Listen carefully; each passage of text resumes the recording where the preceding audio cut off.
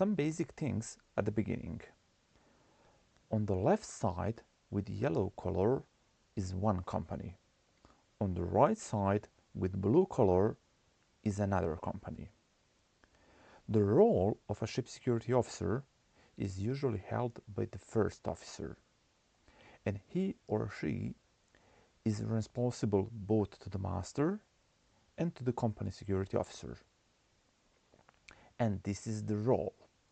But the obligation to attend a course and have a certificate of a ship security officer is relevant to several persons, and usually it is master, the first officer, the second officer, security team leader, and security team members.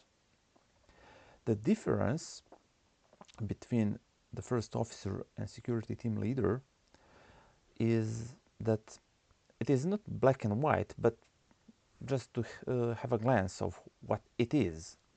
The first officer usually do the things related to the safety, while the security team leader do the things related to the security. That's for now, people.